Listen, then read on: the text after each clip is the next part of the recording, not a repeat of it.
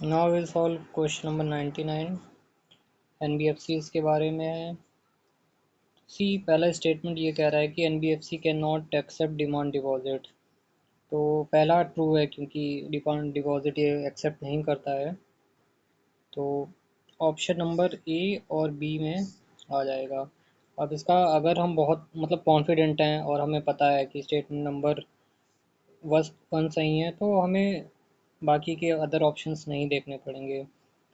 और second statement जो कह रहा है वो कह रहा है all the NBFCs operating in India have to be registered with the RBI. तो ये गलत स्टेटमेंट है। और जैसे हम सेकंड क्रॉस करेंगे वैसे ही हमारा आंसर आ जाएगा और हमारा टाइम भी सेव हो जाएगा। हमने बाकी दो स्टेटमेंट नहीं पढ़े। अगर हम देखें तो NBCs forms part of payment and settlement system and can issue cheque drawn on self. तो ये चेक वेक इशू नहीं करता है तो ये थर्ड भी गलत हो जाएगा।